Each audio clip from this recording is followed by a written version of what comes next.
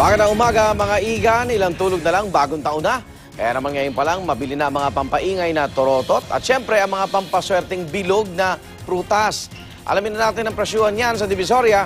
May live report si Haji Rieta. Haji!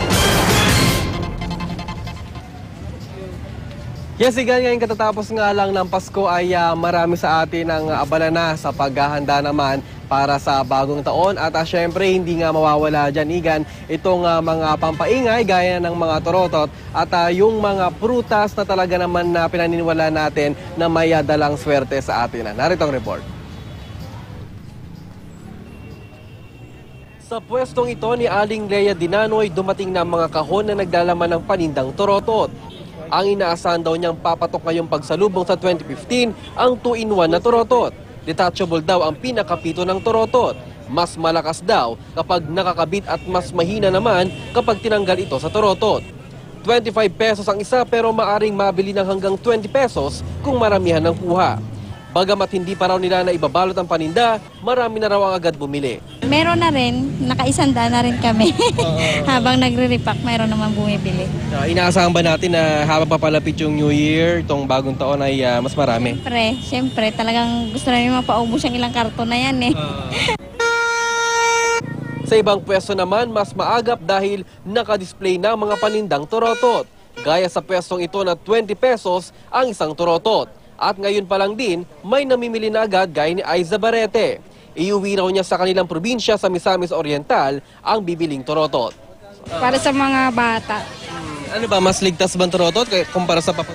Oo naman, kasi syempre pag torotot, hindi mo kasi naano ka sa mga aksidenteng gano'n. Igan, sa ngayon nga ay nandito tayo sa Prutasan, dito nga sa Divisoria at subukan natin kung makakabot tayo ng 12 prutas na pampaswerte. Pero bago niyan ay alamin muna natin yung mga presyo ng mga prutas dito. Ang Fuji Apple, Igan, ay 5 pieces ay 100 pesos. Ang US Apple naman ay 4 pieces 100 pesos. Ang peras, gaya nito, itong peras na to, ay napakatamis na ito, mga 4 pieces sa 50 pesos. Ang kiat-kiat naman, gaya nito, ay mabibili ng 50 pesos kada isang bag. Ang ponka naman ay 7 pieces at kada 50 pesos. Ang orange, 3 pieces ay nasa 100 piso. Ang grapes naman na 1 kilo ay 150 pesos. Ang kiwi naman ay 100 pesos ang 4 na piraso. Ang panglaypir, ito Igan, ito yung panglaypir. Ang sabi nung nagtitinda, mas matamis daw to kumpara dito sa regular pear. At kung makita nyo, iba naman talaga yung kulay niya, ay 120 pesos ang kada kilo nito. At itong persimmon naman, itong 5 piraso ay maaring mabili ng hanggang 100 pesos.